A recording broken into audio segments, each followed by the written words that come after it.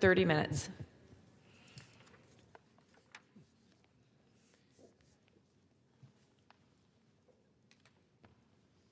Thank you, Madam Speaker Pro Tem. All right, I promise you at least this one. I think I have the half an hour. I'm going to try not to use all of it, and I will try to slow down some of the speaking.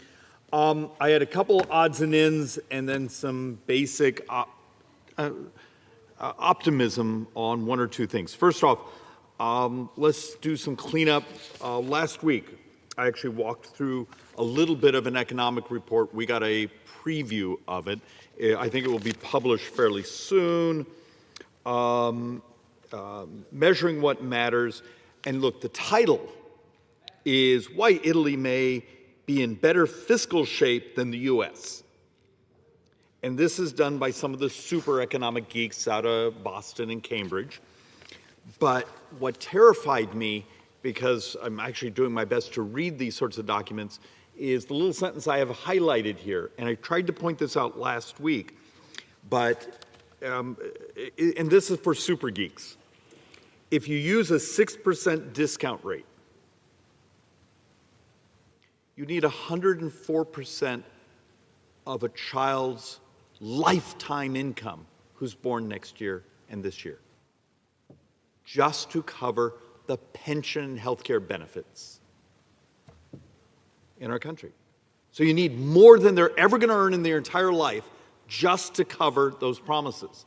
Now, if you take it down to a 2% discount rate, which is a way you sort of say, here's where inflation and these things are going to be, you still need a 22% increase on their lifetime taxes just to cover pension benefits.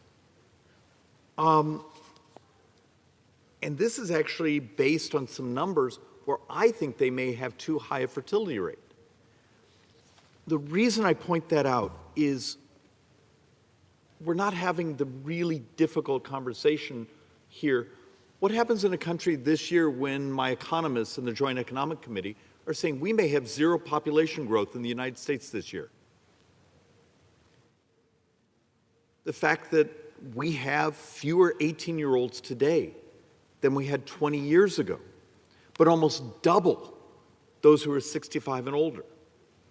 So I keep coming here week after week after week and showing charts about the debt and the unfunded liabilities. And now I'm seeing some stories today saying, hey, you know, net interest will be over $1 trillion this year.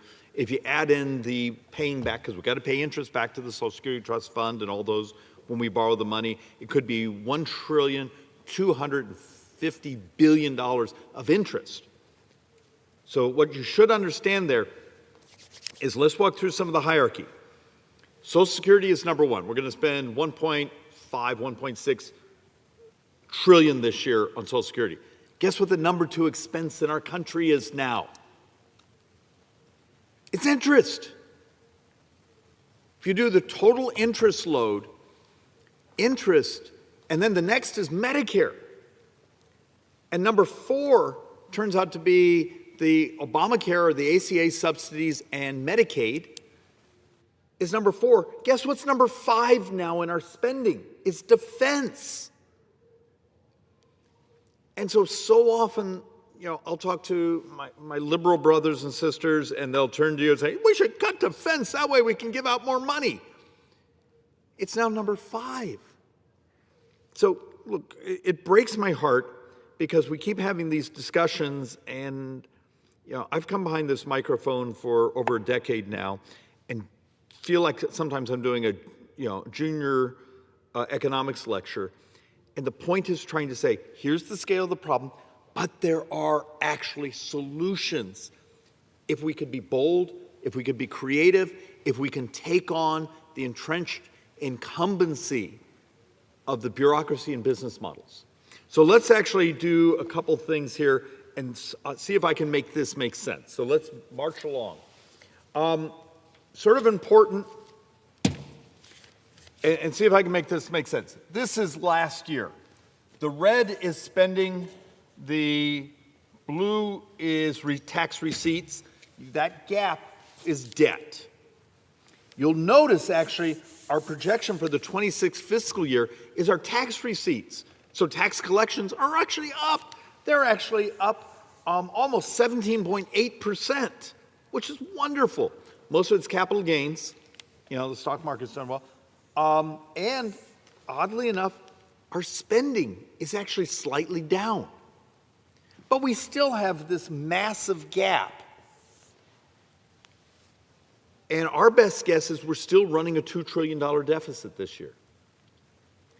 And depending what the Supreme Court does in regards to the enhanced tariffs, you know, we may pick up some other liability that we're going to have to find a way to work out with the White House. But look, this is an improvement, but the scale is still terrifying. It's still a couple $1 trillion. And I know there's some products that have come out of the White House, CBO, and others saying, you know, debt may only be 1.6, 1.8. It's not what we're tracking. Because so far, the first quarter of this year, and we still have a couple more weeks on it, you know, for every dollar in tax receipts, we're spending about $1.62. We think this will even out to being about $1 of taxes in, and we're going to spend about $1.43. And guess what? Most of that debt, that growth in that debt, is interest, because we've been refinancing a lot of our debt that was sold a few years ago when interest rates were very, very low, and healthcare costs. So, a point I want to make, and I'm going to come back to this a couple times here. A couple hours ago, we had the Joint Economic Committee over in the Senate. It's one of my blessings. I get to chair it. And we did something, and both sides were pretty good. Some Democrats took some pokes at us, but the theme of this Joint Economic hearing was healthcare. We as a body, we as Congress, we as a society have turned into financial engineering. The ACA, Obamacare, is a financing bill. It's who pays and who gets subsidized. The Republican alternative had much better, well, somewhat better actuarial distribution, but was still a financing bill. It's who got to pay and who got subsidized. Medicare for all is almost completely a financing bill. How about if we held a hearing where we talked about not the financing of healthcare, but things that could disrupt the cost of healthcare? And, you know, we had one gentleman from one of the biggest life insurance companies in America come in and talk about saying, hey, here's the things we do to keep our insured population alive and healthier. You know, we do things, we reward them for doing these data rings or putting things on their wrists or how they eat, or if we gamify some exercise, and talking about how much healthier their population is. And for them, it's a profit model. Turns out if you sell life insurance, the longer someone keeps making their premium payments, the more money you make. They were incentivized. We had one of the lead medical officers from a healthcare system in Arizona called Banner talking about how they're trying to align a system that actually rewards, they get rewarded for helping populations be healthier, and the technology they're using to do it.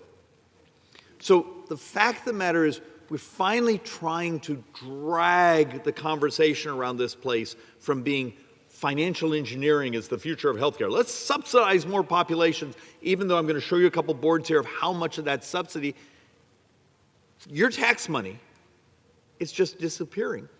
And maybe the crazy conversation here of what happens, a combination of use of technology, of cures, of availability. You know, if it's true that glutides, you know, you think of them as GLP-1s, one of the deals the president made is the tablet version.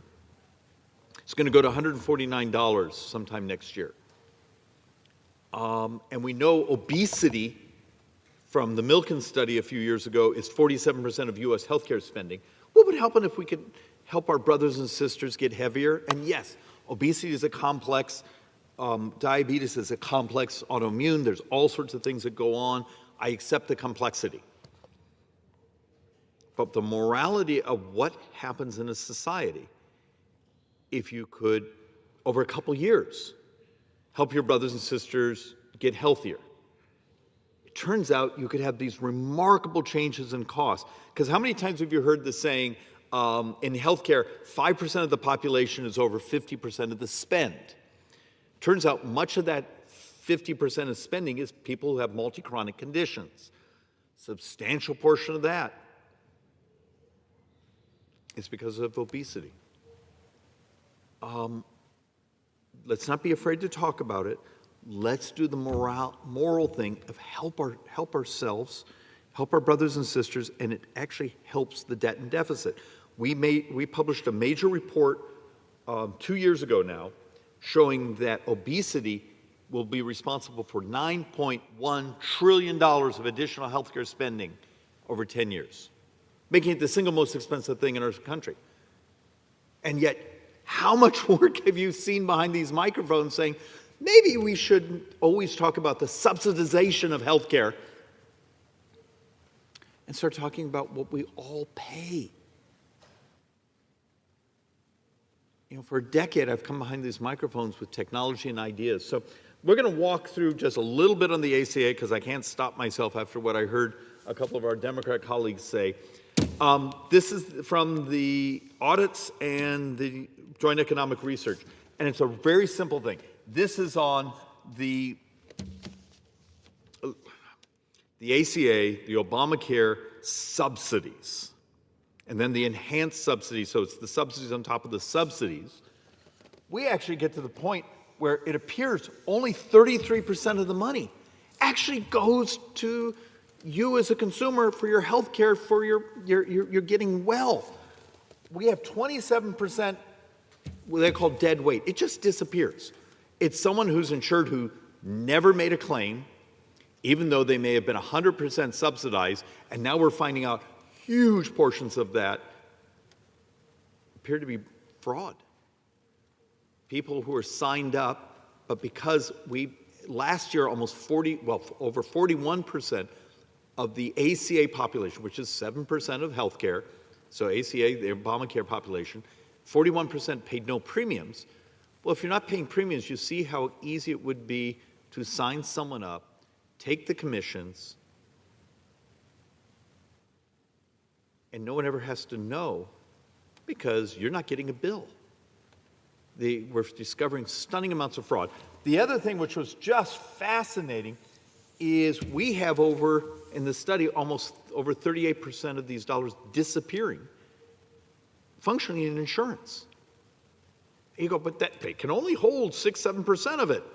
That's not actually what happens. And so, we published an entire paper on this 2 weeks ago on the Joint Economic Committee. Go to the website, Joint Economic Committee Republican, and you'll see our methodology and where the math is. So we're back to once again arguing, is this how you want your taxpayer dollars to disappear? We want our brothers and sisters to have the most affordable health care possibly in America. But to do it, do you want us to funnel your cash, your tax dollars, into this level of fraud? It's just, we got to walk through this. So, and why the fixation, particularly for my Joint Economic Committee and myself, on changing the actual cost of health care, is you look at the long-run charts, the national health care expenditures, we have this substantial gap. And I know these types of charts are almost impossible to read, but what I'm trying to help understand here is, here's the gross domestic product we're growing as a country, but the cost of health care is growing substantially faster. And a factoid, I beg of you, whether you be on the left side or the right side or confused somewhere in between, in 7 years, the $1 trillion we spend this year on Medicare, in 7 years becomes $2 trillion. So we double the spend on Medicare in the next 7 years, and in 7 years the trust fund's gone. Meaning if you're a hospital or a doctor, the part of your revenues you receive on Medicare patients is from the Medicare Part A trust fund, it's gone. It's gone in 7 years. Let alone the Social Security Trust Fund's also gone in 7 years, and we doubled senior poverty, but we're not allowed to talk about that, and I'll get an angry text message this evening saying, David, you can't talk about that, as the Democrat political consultants are saying, oh, good, more attacks. the immorality of this place to not want to tell the truth about our demographics and the complete barrier we have built legally on innovation. So, I have a couple really geeky things here, but I'm going to skip them and go to something it's a little crazy. So, every week when I do these, I try to come here with something that's optimistic. So, a few years ago, I got behind this microphone and talked about a University of Houston drug that basically takes fentanyl in your system, and I'm sure I'm describing it partially wrong, but I'm doing my best, and attaches a protein to it, and therefore the drug can't pass the brain-blood barrier. It lasts for 6 months to a year. What would happen if I came to you and showed you some of the economic studies we've done in the Joint Economic Committee, reading the literature? And some of our data, we're a few years out of date, but in 2020, we were approaching $1.5 trillion for the cost of fentanyl in America in 2020. You realize that's more than the defense budget. That's almost what we're going to spend this year in Medicare, in Social Security, is the cost to society from fentanyl. So what happens if someone like me comes to you and says, hey, and anyone that's interested, look it up, because Wired magazine last week actually did an amazingly detailed article. It's a long article, it's a long read, on the labs around the country. They featured University of Houston and a couple of the private companies that are trying to bring these things to market. They call it a fentanyl vaccine. It's technically not a vaccine. What would happen in our society if someone who's used a synthetic opioid, it's rewired their brain, and one of the ways we help them get through rehab? How about if you're the police officer who doesn't have to worry about having Narcan close by? The other challenge I will give you is go look up a couple of the articles that are about Philadelphia and some of the animal tranquilizers, and this is beyond the nazepines, and I think that's spelled with an X. It's a whole nother category that make it almost impossible to detox because the cravings are so violent. And once it starts in the East Coast, it's coming across the country. I beg of everyone here to start to think about what happens if our ability to help bring a solution, that's a drug solution, to help our brothers and sisters and protect our first responders, because so far the data on, let's call it a fentanyl vaccine, it's 92 to 98% effective. What if this were worth a few $100 billion in economic savings in our society in a single year? So repeatedly I come here and I talk about, helping our brothers and sisters with obesity, the technology that you can walk around and have a medical lab attached to your body. But here's some of the others when I've talked about biology and synthetic biology and other solutions. They're out there. But how do I get the brain trust around here to come together and say, we're going to take all these ideas and build a unified theory. And this unified theory is how we crash the price of health care. Instead of spending a couple more years arguing back and forth of how much more money we should borrow to hand out as subsidies, particularly to insurance companies. That's my simple theory I'm trying to sell, is there are solutions. They're complex. You got to read a lot of long articles and try to understand what's going on. You got to stop being afraid, and you got to stop protecting incumbent business models that are terrified of having cures, solutions, better and faster ways to do it, and the use of technology. But if we get rid of that fear and start doing what's moral and economically rational around here, we're in the time of miracles. All right, Mr. Speaker, with that, I'm going to let you go back to your lives. I yield back. It's back.